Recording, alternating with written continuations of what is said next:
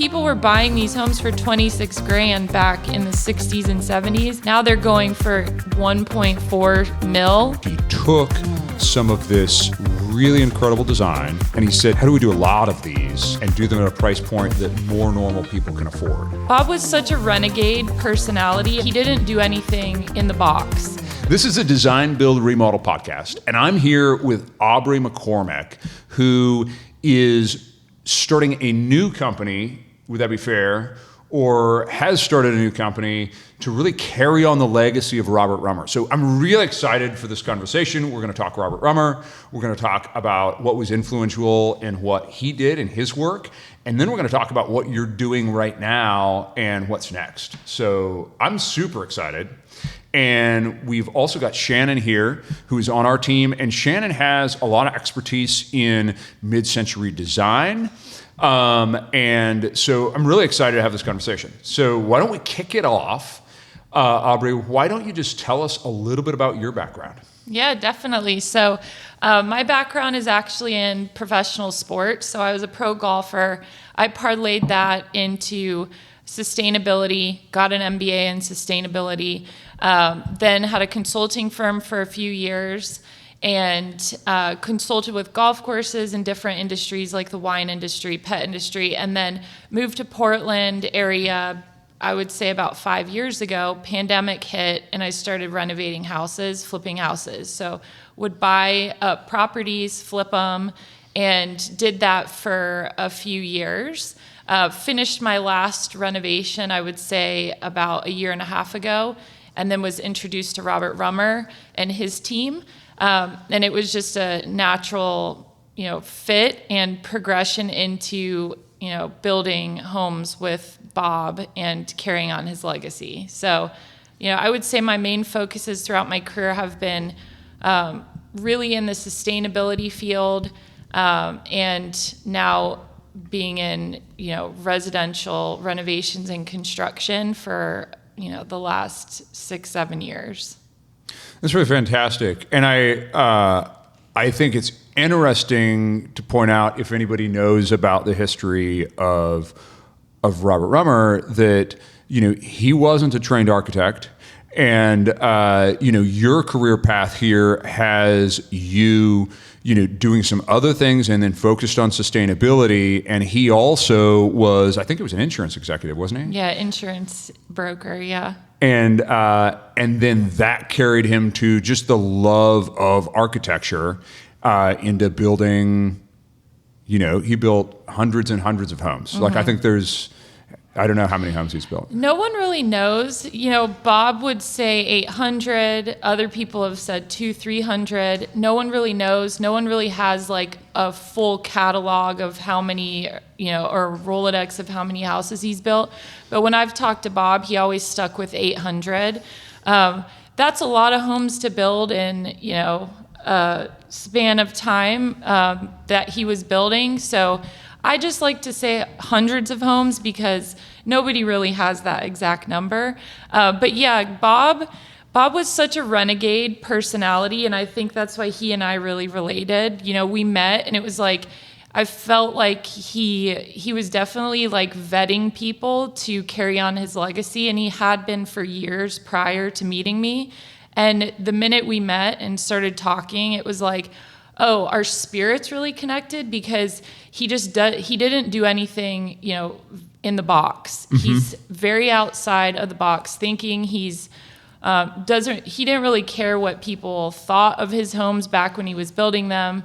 And I really vibe with that. I love that he built them for people to have fun, and he loved the design and the fact that, his wife said, I really like these homes I saw in California, which were Eichlers.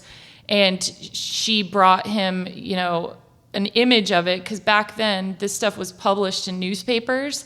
And so she looked at this and he said, okay, let me try to draw this. He took a chair in a living room, put it on a sawn piece of lumber, and just started drawing the floor plan and drawing the house, and then decided, let me get a loan from the bank, because back then you could do that pretty quickly for like 24 grand, built the home, and yeah, he just It's very out of the box, which I have a lot of respect for. I love that story. And so he was living here in the Northwest, and did he have a piece of property and he just up and went and built the house, or were they thinking about building a house, or? No, he just did what his wife said. he would always say that, like, I just do what my wife tells me to, and his wife actually did a lot of the interior design of his homes. Really? Yeah, Bob was really the builder, and his wife, you know, you go into the Rummers that exist today and you'll see, you know, the little like the pantries and the spice rack. They call it the Phyllis spice rack. That's his wife's name, but that's all her ideas and creations brought to life. And he always would say, yeah, Phyllis, you know, that was like his favorite human on earth, and he would just always say whatever she wanted he would do. So yeah, it was cute. That's fantastic. And so we really was a really close partnership with them over the years. That's sweet. Yeah, definitely. And she passed away, I want to say, I wasn't able to meet her. She had passed away a couple years before I met Bob. I believe it was like 2020. And so Bob always talked about Phyllis, and he really missed her. And so, yeah, you could just, when you're hanging out with Bob, you would hear about Phyllis, you know, all the time. That is awesome. And so what were the circumstances in which you met Bob? Like, how did you meet him, and how did that get kicked off? Yeah, so I had finished doing a reno in the Bethany neighborhood, and it was funny because I finished it, and I remember leaving the property, and I got kind of sad because I was like, whenever you finish a project, you feel like you've put your blood, sweat, and tears into this for the last 6 months to a year, and then you're like kind of sad that you have to let it go. And then, so I was like, man, I don't know what the hell I'm going to do. You know, I could continue working in tech or whatever, or keep flipping.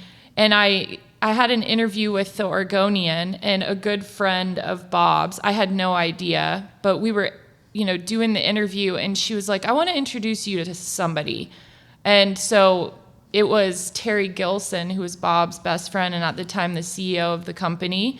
And the two of them, Terry and Bob, were going around town and asking different people if they would build with Bob again. But what was happening was that most of the people they spoke with were always trying to make it their own thing. They were trying to kind of get in front of Bob or the name, or shift the plans to reflect what they wanted to do and not keep it authentic to Bob's vision. Interesting. Yeah, and so I learned a lot about that. And for me, I had no skin in the game to, you know, I had flipped so many homes and done my thing, and it wasn't really my main source of income or career. It was just something I enjoy. And so I connected with Bob on that level, and I would, you know, we would have meetings, and they say, we're considering bringing you into the inner circle. And so it felt kind of intense the first few meetings, because I was like, wow, I'm being asked to take this 90-something-year-old person's legacy in my grasp and create something great. And, you know, when they first reached out to me, it was like, will you help us build one home? That's when I got involved. I'm like, let's build this. Let's like build your legacy beyond, you know, so when you're no longer here, people know who you are and your style, you know? That's fantastic. And so one of the things it seems like Bob saw in you is not somebody who was really out to build their own kingdom, but really somebody that actually would like learn and listen from him and then build his legacy into the future and make it much, much bigger than he had. That's exciting. Yeah, and it was super cool because I've had multiple careers where I've done I feel like if I died tomorrow, I would feel very fulfilled with everything I've done in my life. And when you're in a position like that, you're not putting yourself, like, to me, I was like, do I want to take this on because this is a big lift? It wasn't like, oh, I have to take this on because it's Bob Rummer. I'm not from Oregon, so like I've been in Rummers and I respect the homes, but I had no skin in the game when it came to the Rummer legacy and all that, I learned it straight from Bob. And so that's awesome. To me, that's like so authentic. And yes, it was super cool because Bob's not with us anymore, but being, I'm 42 and Bob's 97, to connect with someone of that generation, like he would crack me up all the time. He called himself a kookie. He'd be like, "Yeah, you're a kookie just like me," and I'm like, "Cool, that's awesome. I agree."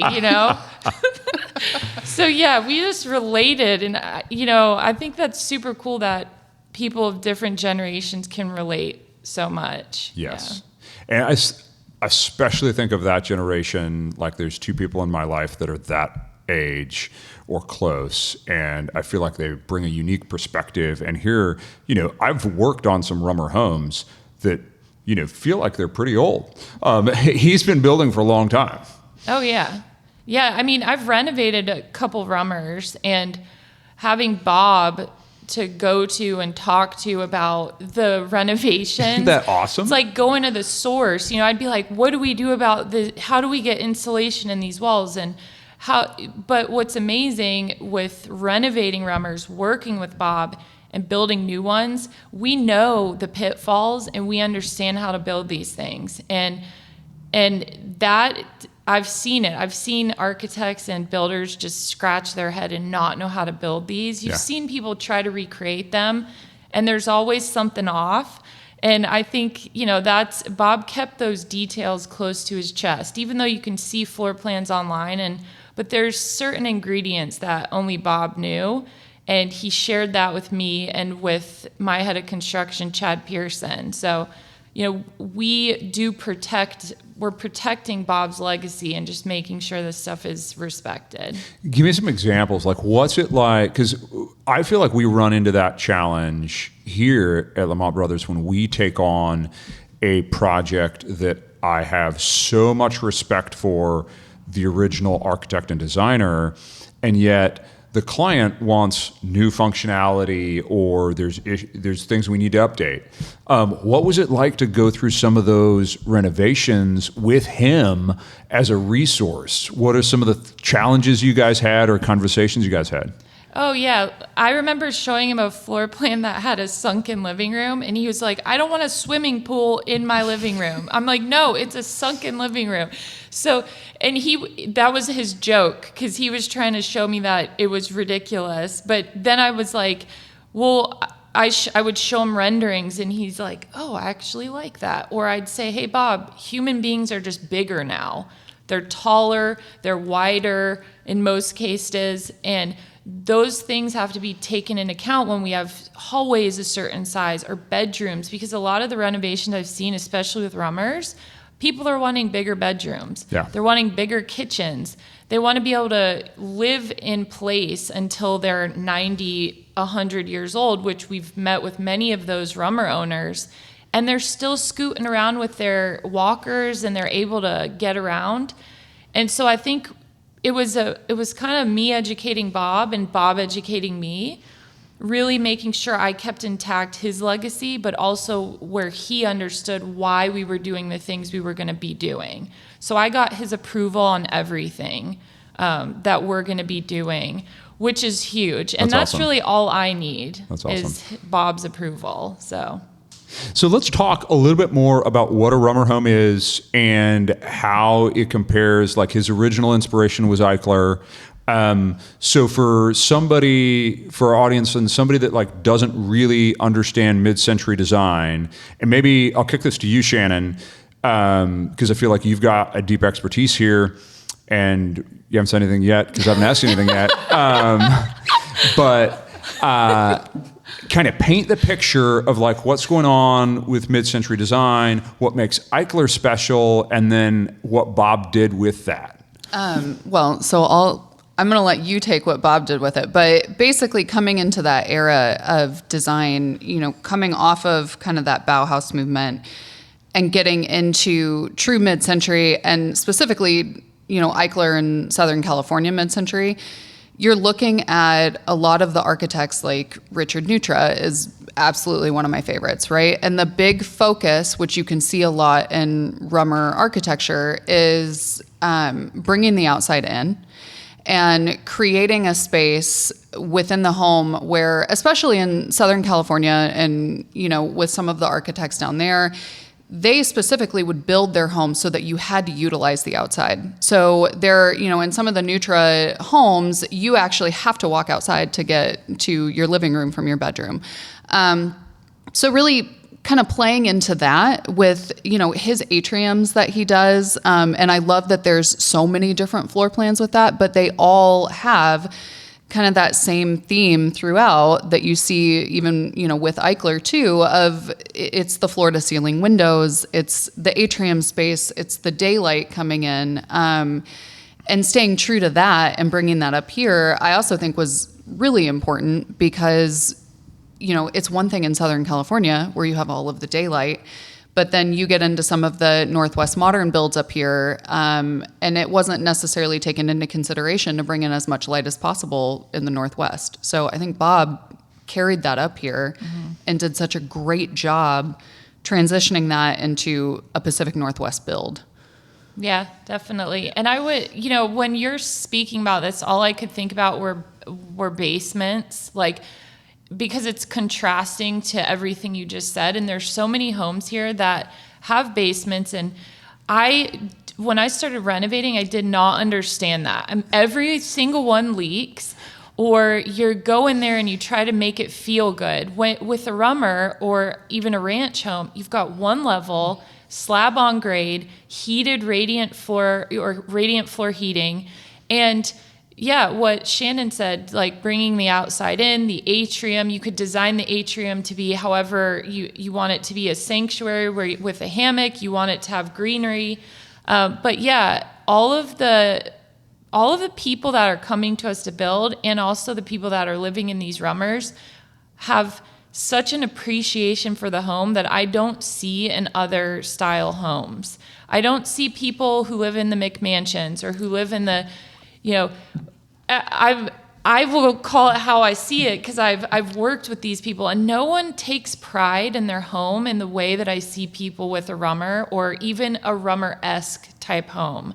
And yeah, just to get back to the mid-century, and Shannon knows this as well, these homes that were the Rummer homes that were built in the 60s and 70s are selling at price points that need renovations. So we're seeing these Rummers over $1 million to purchase that need a $500,000, $600,000, $700,000 renovation. So now you're looking at you're all in, 1.6 to 1.8 for a 1960s Rummer. That's fascinating to me, because there's no other style home that's going to hold the value and increase like that. And yeah, so I'll stop there because I could keep going, but yeah. I think one of the things that you mentioned was clients aging in place. And I think that's another thing that you see so much in that style of home, but also the integrity of the build.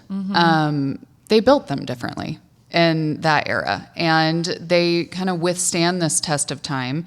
And especially with his architecture and floor plans, you really can age in place. And once you either build or you renovate one, there's really no purpose to move unless your family grows bigger or, a job takes you elsewhere, because the integrity of the architecture and the construction of it just allows you to stay in place for as long as you want. Yeah, I agree with that. And a perfect example is a project I finished December last year. It's a Rummer, and 3 generations under one roof. So we took this existing Rummer, we did not expand.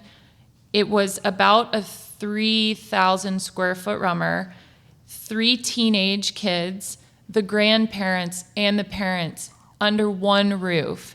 And so we're not only seeing the aging in place, we're seeing the multi-generational living. And it's they are so happy because they can split their time in the atrium. They can be outside. They can be on a different wing of the house. And we're creating models and different floor plans now that allow for an ADU in the front, that allow for separate office spaces, that allow you to never really have to leave your home. And the beautiful thing about the Rummers, when people get into their 70s, 80s, and 90s, you're not leaving your home that often. And so to have all those different areas to live and adventure around your house, because, when you're 80 and 90, it feels like an adventure to like go from your living room to the backyard, I'm sure. And so it just creates like mental stimulation, wellness. And I will say though, the Rummers of today, the 1960s and 70s builds, most of them need renovations. And that's normal because, they've been around so long. But, we're building new at the price point of these existing. So it's actually a beautiful situation. So I really, really like that example because I feel like I've got clients that come to me and they've got a 4,000 square foot house and they say, we need to put on a massive addition so that mom and dad can move in with us because we clearly need at least 5,000 or 6,000 square feet to make this work. And yet I feel like what is healthier in general for us as humans is not like more quantity of stuff or space or like massive things, but like real intentional design, intentional planning, whether we're talking about our life, our calendar, our space. So talk to me about like, especially for people that like maybe have seen pictures of a Rummer but aren't familiar with floor plans the way we are. How does that work? Because lots of people that I talk to would say that many people in 3,000 square feet just can't happen. Yeah, so this is so funny how this is coming full circle. I grew up in Florida. I grew up in a new build construction. My dad built it from the ground up, bought it through I call them sheetrock boxes because that's what I grew up in. Yes, the ceilings were 10 foot tall, but everything was sheetrock. And so for me, I just always felt trapped. I felt like every home looked the same in our neighborhood. I'm appreciative of it, but it just, when I walked in a Rummer, when I moved here, didn't know what it was, didn't know who, had no clue. A friend of mine invited me over and I just stood there and I was like, what is this? Because the entry to the home is welcoming and inviting, and you don't feel like you're inside. You feel like you're still outside. And so I think your point around quality over quantity is something that I think people need to learn, but they need to experience it. Mm-hmm. And if you don't have that experience, then you think you need more and more and more and more. And what I've seen is, the 3 generations under one roof, they just needed their own space within the home because they had those shared areas that they could go to separate themselves as needed. What I also see with Rummer owners and really the mid-century, people don't want a lot of stuff. The home, like Shannon was saying, the constructability is different. Post and beam construction with updated efficiencies like your insulation, your roofing, your heated floors, technology upgrades, sustainability, all of this makes it to where that is what makes your home amazing. It's not how much square footage you have. It's actually how your home is placed on the lot, how the sun rises and sets, because now you can see the sky from every room in your house. That is a freeing feeling that I think most people, when they need these 4,000, they think they need these 4,000 square foot houses because they haven't seen the alternative, and they might think it's out of reach, or up until now, it just hasn't been available on the market.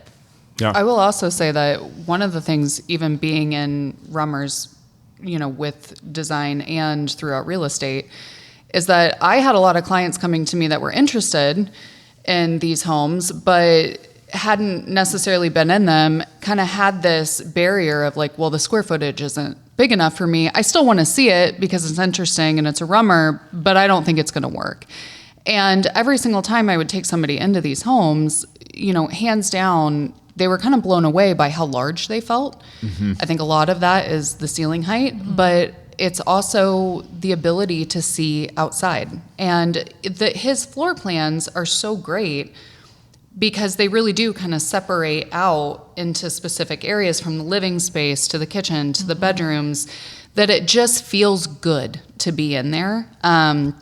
And I think that's something that's really important. And I love that you're still carrying that on and not getting away from that, because he did a wonderful job really thinking through that type of living. Mm-hmm.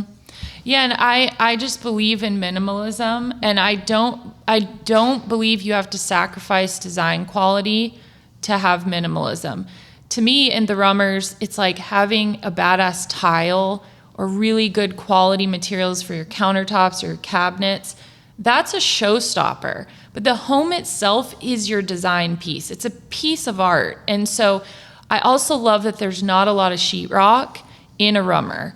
And to me, I think when you're staring at walls and you have no view to the outside, I think that does something to people's brains. I really do. And I think it's yeah, and we could get into wellness and all that, but there's like a whole trend on like people are staying indoors more, we're more on social media, we're more, we're less active just as a society.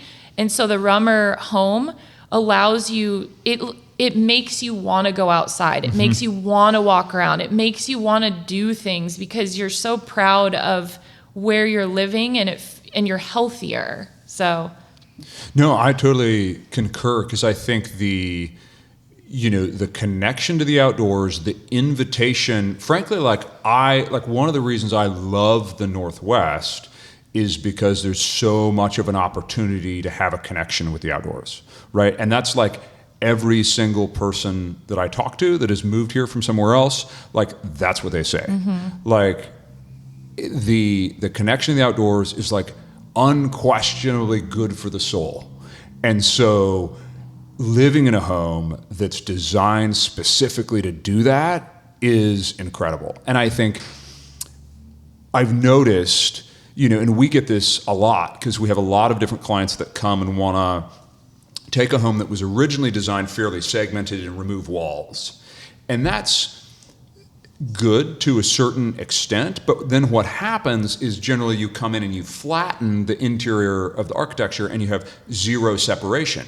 So then of course you need a 6,000 square foot house because you don't have any separation. But here with Rummer and that style, he decided to like leave separate spaces, but also make them feel connected to the outdoors and to each other in a way that like it's practically helpful and useful to have more people in the home, but it also isn't, it still maintains this feeling of bright light and openness, which is so important here in the Northwest. 100% agree, and you just made me think of something Bob would always tell me, because I would share with Bob that people wanted bigger bedrooms, and he said, well, I didn't create bigger bedrooms because that's not where you're supposed to be hanging out. He has the living room and the kitchen and the atrium, and he's like, the entertaining space is for community, and that's where you should be gathering. You shouldn't be holed up in your room for 8-10 hours of the day. And so it goes so against our culture now, and where everyone they think they need these big bedrooms, and we're maintaining. We are gonna make the bedrooms larger because they were so small, and we have changed as a culture, but we're not making them where, some of these homes where people think they need an entire, 2-bedroom apartment for their primary suite. Like, we're not going to be doing that. So I think the largest floor plan we have right now is 3,800 square feet. But that, that includes like atrium. There's a larger atrium, a couple more bedrooms, but it's still intact with that minimalism feel. Which is fantastic, because I feel like what Bob did was he designed a home for, the optimal place for humans to live, where it's, it supports them being healthy. Where like sitting in your room watching television for 8 hours a day is terrible for humans. Yes. And what's good for humans is to see the sky and to get outdoors and see that there's a big world out there that's way bigger than this little me. Yeah. And so to have an architecture that supports that and live in a home that supports you in living your life in that way, like that's what makes me so excited about what you're doing and excited about, this type of architecture. Yeah, definitely. It's so interesting how the Rummer home represents so much more than a home. Yeah. And you mentioned TV. Most of the people that own a Rummer, I've not seen a TV in their home. Like they read, they are artists, they're musicians, they're just they're just unique people. And I think everyone's unique. And I think you need to be inspired for that to come out. And I growing up where I did and being in, a 2-story, every house looks the same in the neighborhood. There's just no soul to it. Mm-hmm. You drive through like Bowman Park in Portland and you see all the Rummers. You feel like you're in the 1960s again. You want to get in like an old vintage SS and just like cruise the streets, So yeah, it's very unique and very cool. And I think it's definitely a niche market right now. But I mean, with the popularity of mid-century, I just think we're gonna see this take off in ways, which is why I'm excited to be talking about this, but I haven't promoted this much or anything just yet. I have a question for you. Yeah. So you've talked about the updates that you're making to the floor plans, and kind of changing them a little bit. Is that something that you went through with Bob? How did you get to the elevation of taking his original plans to where you are now? Yeah, so he gave me all of his original plans. So I have those. And I sat down with him and we talked through the things that we're going to be changing. So we talked through making the bedrooms larger. We talked through bringing back the sunken living room. We talked through having the Phyllis spice rack. We're going to keep that alive. You're going to love this story. He called me one day and called Chad, our head of construction, and he goes, "Hey, I got us a meeting with Timber Lab because we're going to explore mass timber construction." And I was like, "With who?" "The CEO of Timber Lab." And so Bob at 97 calls them and schedules a meeting for us. I met with Timber Lab. They're amazing. They priced out a mass timber structure for us. But that was Bob. So he would bring me different roof materials and different insulations. And so it was very collaborative. Mm-hmm. And I wanted to make sure that everything that I was going to do that he was okay with.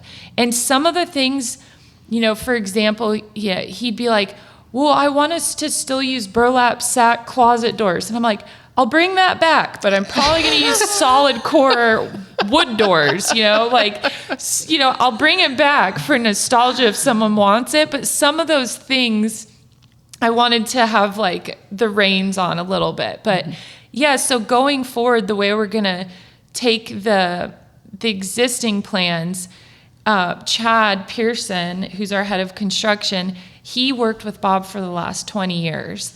So he knows when we go too far outside the realm, he knows to pull us back in. And so we've been designing plans, and every single plan has the Rummer and has that original floor plan at the core. It might just be larger bedrooms. It might, I'll give you a little sneak peek, but we have one off the coast where we've designed a roof deck. Mm-hmm. And so how the Rummers have the pitch with the flat. Yeah. So we've got a roof deck so you can see the ocean. So awesome. There's going to be some cool tweaks to things, but just, everything we do, we make sure, we're making sure that we're not going to be too crazy. Right. We have another client that they have tropical birds, and so we created an aviary inside the garage. Cool. Yeah. So, would Bob have been like, "Let's have a aviary in my home"? But when we shared it with him, he's like, that's so cool. Like, again, people are kooky. Like, Yeah. I have him in an interview where he said that. I'm like, it makes complete sense. But yeah, so. I think one of the things, just knowing you and having known you for years, right? I think one of the things that makes me most excited about seeing this and seeing where you're going to take it is that you've kind of removed yourself from needing to be the forerunner of this, right? And I know that that's just kind of your personality in general. And for instance, Aubrey and I were talking on the phone sometime last fall, and I remember when you told me that you were taking this over, and it's your personality that you're not boasting about it. So I get a phone call from her. I'm sitting in a Target parking lot. And we're just checking in. We're probably talking about a country music concert we're going to or something, you know? And she said, you know that I'm taking over Rummer. And I was like, what? Like, when did this start? And she said, well, it's been, going on for a while. But I was like, first of all, I am so proud of you. Like, the whole conversation of that and just you going in and saying, hey, I want to do this and I can do this. So I just remember being so excited to hear that you were doing this, because I think Bob is a Spitfire, right? And knowing you and your personality, you're the same way. And I think him passing that on to you and you being able to kind of remove your own ego from it and say, this is a legacy that we need to carry on and I'm going to do it in the right way. But also putting your spin on it, because you're an incredible designer. So having worked with you in that realm too, I think it's such a good fit. I'm so excited to see where it's going to go. Thank you. Yeah. Shannon knows, like, I haven't shared this with many people, and I was just working with Bob. It was not something that, I wasn't telling anyone, but I didn't even think of it like that. I think, I just always have my head down working. But when you say it like that, I have to sometimes pinch myself and be like, this is pretty incredible. And I know it is. It's just, there's a lot of work that needs to get done. And so I just stay focused on that. But I think there's something amazing in what you said too, because I think, I look at mid-century, I look at, the whole industry, and I'm not a caricature of mid-century. Like, I'm going to rock my cowboy boots. I'm going to be singing my country music, but I'm going to walk into a Rummer and I'm going to know how to build it. And I'm going to understand why people want it. And I think just being authentic and not catering to what you're supposed to be in this space, it's actually exactly why I think Bob was like, I like you, because I'm not afraid to get a little down and dirty and like disrupt some stuff. So, and I know you're the same. So so it's exciting because I want to touch on, Palm Springs. I went to Modernism Week like a year ago, and I remember being there and seeing just an absolute generational gap of, you have the people, the purists who love this stuff. And then there's this whole gap in the middle of people that they don't really understand its value or how cool it is, or that you can be like any type of person and own one of these homes. And I think that's another thing, just bringing that authenticity to the forefront. And it's not like a cookie cutter home meant for just one type of person. It's a home that every type of person could love and live in until they're 100 years old. But isn't that one of the things that Bob did back in the day, is he took some of this really incredible design that some architects were primarily doing as extremely high-end custom stuff, and he said, how do we do a lot of these and do them at a price point that more normal people can afford? Yeah, so Bob's main thing was, these are tract homes. Like, he would say all the time, how are they? He said, I make so many people millionaires. That's what he said a couple months ago. That's awesome. And we did research, people were buying these homes for 26 grand back in the 60s and 70s. Now they're going for 1.4 mil. I mean, there's one on the market now for 1.25 mil. And they're all under 3,000 square feet, Right. I mean, they're around like 2,400 square feet. So Bob's whole thing was, why are so many like lawyers and doctors, like he didn't build them for those people. But if you look at the juxtaposition of doctors and lawyers and then the blue collar workers back in the 60s and 70s, there wasn't such a wealth gap, right? Sure. There was a little bit more. So he built them for everyone, whether it was your blue collar worker or your white collar worker. So he's told me so many stories I could share with you, but he built the homes for a community. He built them for everyone. They were not built for, and so he and we actually discussed this a lot because, he's like, we need to make these affordable. And I'm like, what's affordable now though? Because, a house now you buy for, you can find a house for, if you're lucky, 800 square foot, you're probably paying over $500,000 for it. So what's affordable now is very different than what was affordable then. And so we discussed that a lot too. And in order for us as a company, we need to be profitable. And so a lot of times people reach out, I have 600 grand. Can we build a 3,000 square foot Rummer? And I'm like, no, you couldn't, build cost. And no, you could maybe in Tennessee. Well, but so there's sometimes I get these questions and, in our business plan, our goal is to build custom, build spec, build neighborhoods, and then be able to give back and have more affordable options, as we grow and we're able, economies of scale. So, but I also love how you're thinking about this, and like what you're doing is taking what Bob did, which was make this more accessible, and you're going to make it more accessible in a bigger way, like a broader geographic area.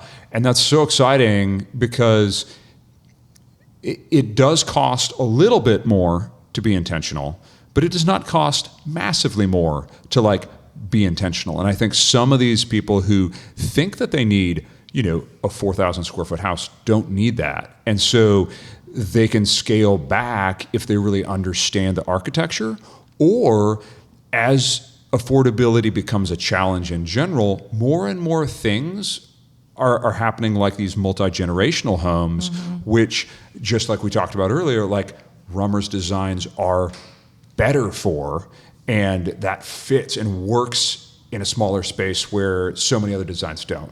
Yeah, I agree.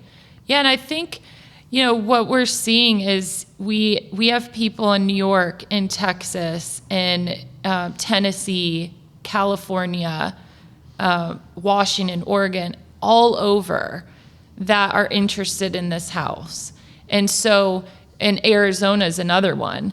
And so it's a matter of, I've had to turn people down just because I don't want to build just to build. I want to build right and then scale appropriately. If we do this too soon and we put, half-assed product on the market, it's like, why are we doing this? Totally. And for me, I don't have to be doing this. I want to be doing this, and so I need to make it fun for myself and the team.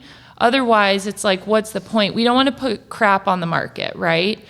And so we need to do it right. We need to have the right projects to begin with, and then we scale accordingly. But I've got contracting teams ready to go. We have a pre-sale in Idaho, but we've got contracting teams across the U.S. that are ready to go and build with us. But we just need to do it right. Like, take our time. Are you getting pushback from, kind of like what we talked about at Modernism Week? Like, there's the purists, right? And there's the people that love when they purchase a mid-century, they want the time capsule. Are you finding that you're getting any pushback? I haven't found Pushback. I've just found almost like a non-interest. Okay. Yeah. And I am not the type to force anything. Mm-hmm.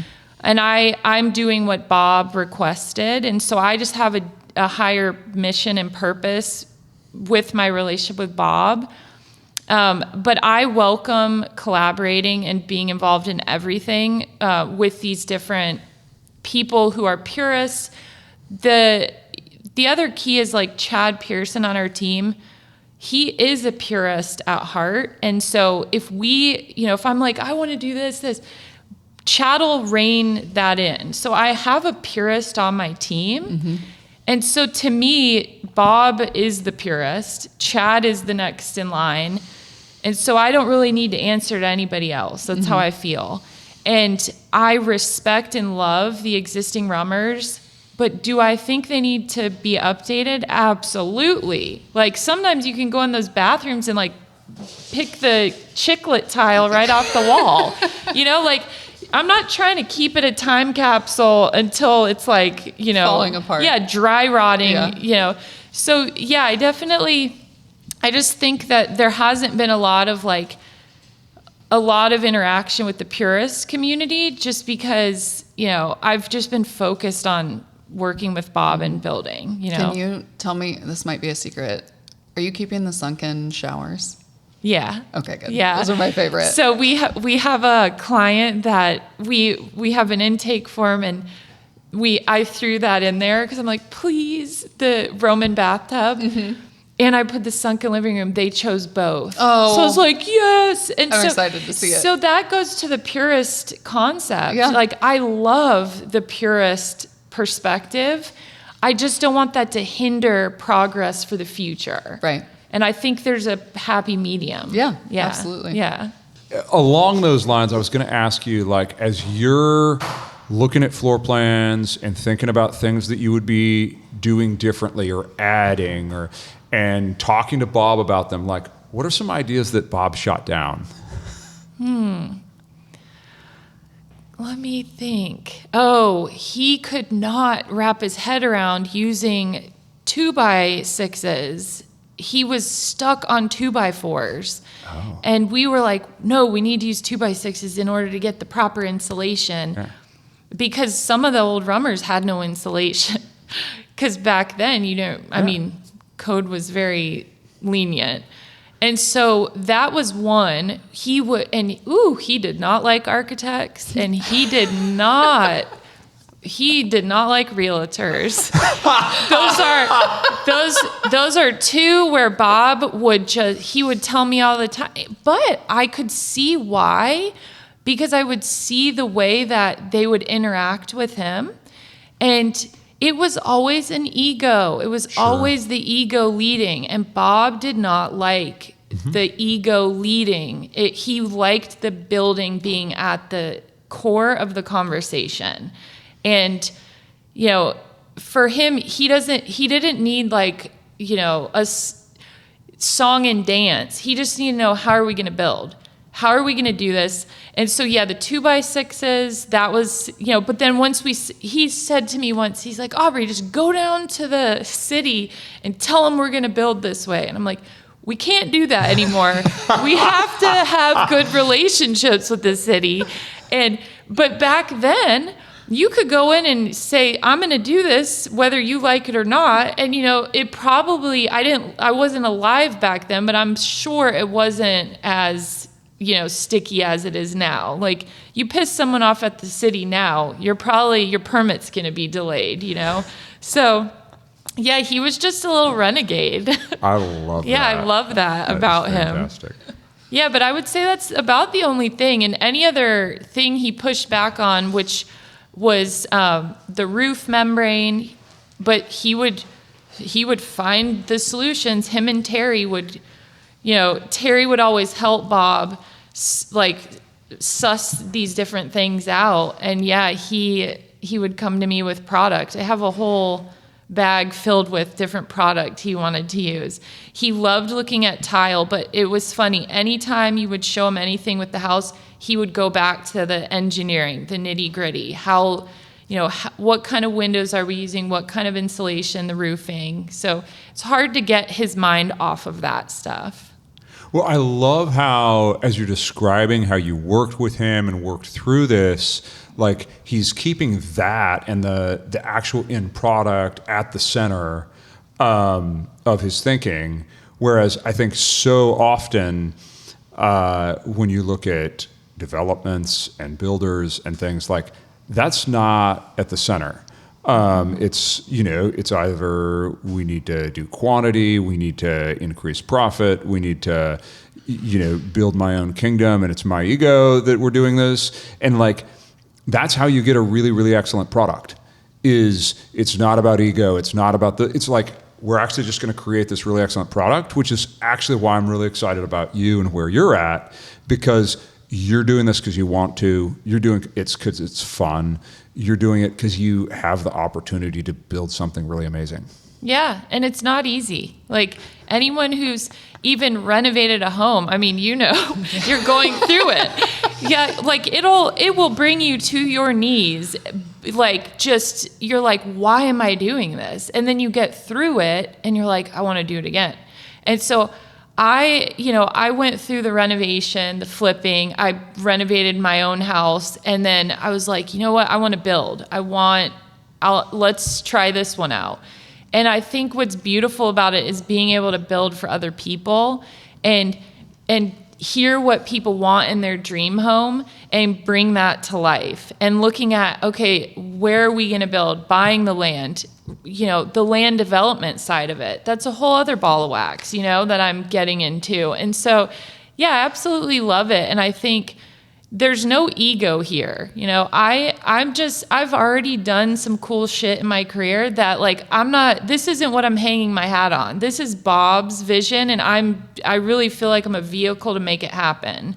I really do. And what I love the most is like my team and like everyone on the team, they're like, this is what I want to do for my career. Like Chad, our head of construction, he's like, this is my legacy. Like he loved Bob and he wants to do this for the next 10 years and retire. Like we're just really on a mission with this. So that's you incredible. did say that you've renovated your own home. Is the kitchen finally done? It is. It is. I've been eating in the kitchen. Yeah. It was a multi-year project. 2 years. Past tense now. And it's not even like, okay, so I practice what I preach. My home is like 1,100 square feet. I removed the upstairs, so now it's less than that. And yeah, I didn't have a kitchen for 2 years. And I was eating like fruit, vegetables, and cans of tuna, like surviving, because why not blow the roof off and take all the walls off your house and have nowhere to live? Like that was genius. Every time I would see her house, I'm like, Aubrey, sending the text, Aubrey, are you going to put the kitchen back in at any point? Or there's nothing. Yeah, it was brutal. I've lived in job sites. I've just, yeah. That's awesome. I know it doesn't feel awesome when you're doing it, but then after you're like, wow, I can kind of survive anything. So yeah. Makes you really appreciate it when it's done. Thanks for that call out. Yes. Aubrey, do you have a kitchen? I do now. It's funny. I love cleaning the counters. I'm like thankful that now I you have this them. kitchen. So yeah. Yeah. That's great. Yeah. What are you, as you're thinking about doing houses in Arizona or New York or some of these other places, like what are you having to shift and do differently with different climates? That's such a great question because our Idaho pre-sale, we've gotten back snow loads, so we just need to engineer them properly. And then also knowing where we're not going to build. Like Florida, I've had the wild idea. I'm like, ooh, we could build in Florida. And then I thought, absolutely not, because the humidity in the atrium would turn into like an insect coliseum. So right? Oh yeah, no, the crickets, could you imagine? So in the cucarachas. So I'm not saying no to Florida. We would just need to close the atrium.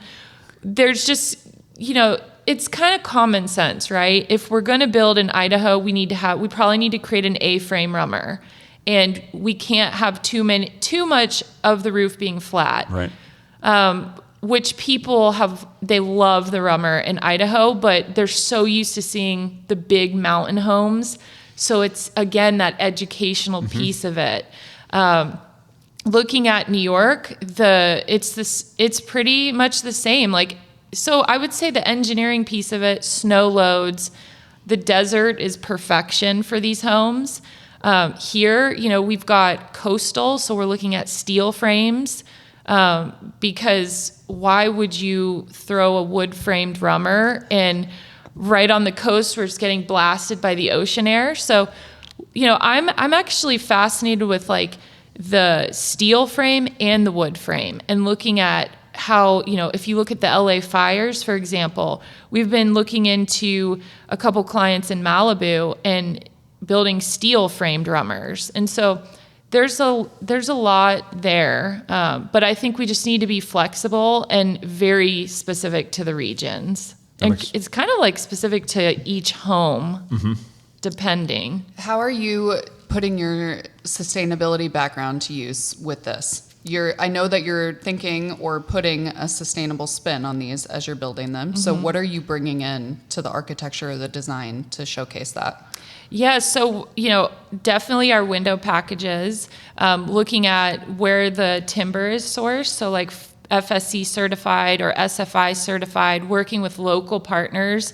A lot of our tile manufacturers now, especially with the tariffs too, I want to go as much American made as possible, and really dial it in per radius of the house. And so lower your transportation cost, which will lower your carbon footprint. We're looking into passive house design, but we don't want to try to do too much too soon. So that's like in the pipeline for our team to learn. But looking at mass timber, looking at the steel frames, and just the efficiencies, we use the mini split systems, we have the radiant floor heating, and then I would say the home itself is very minimal. Like our lumber package alone, it's very consistent. And so if we can embed sustainable choices, insulation using rock wool, making sure they're fireproofed, not fireproofed, but having the systems in place to protect from wildfires and whatnot. And so it is kind of hard for me not to go full blown in sustainability, because I could do that. But I'm trying to stay focused on the home and Rummer. But so much of me wants to go to like the Mass Timber Conference and be like, this is what we're doing. Let's build Mass Timber Rummers. But we have to figure out how the cost would work out. Because like you said, we have to, they're not too expensive, too much more expensive. But yeah, it starts to, sustainability's more expensive. Yeah.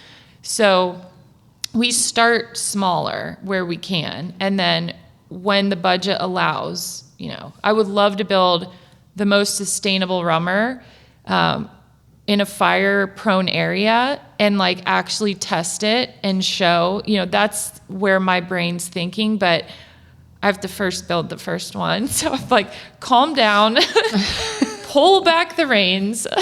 Have you toyed with using any of those European like hydro heat pump systems? We've toyed with using like an exterior system, and then some interior, but the fire protection is it's in every conversation we're having. So I don't know about the European system. So they're more popular over there, but it's a heat pump system that functions by transferring the heat into water and then running the water through the walls to head units on the inside. And the head units, so you're not running refrigerant through the walls, you're running water, and the head units on the inside can be a lot different sizes, and you can combine it with a radiant floor system. Didn't know about that, but please send me that info. Have you used it? So we just did it on one of our projects here with a guy who We were his like 7th pilot program here in the Portland area. And so we just did it in one, and I was super impressed with the system. I really like the concept because you get heating and cooling, but you can also have circuits that are just heating. So you could do radiant floor, and it's a heat pump system, so super efficient. Love this. Yeah, so we just made a video about it. So I'll send you the video where I interviewed the founder of the system here, because it's a thing that is done in Europe fairly frequently. There's not that many companies here in the States that are doing it.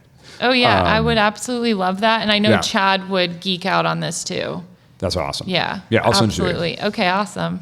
Well, we got to wrap up, but leave me with maybe some of one of the top 2, 3, 5 Bob-isms. Like, what would, as you got to work with Bob and got to know him, what are some of those classic things that he would say?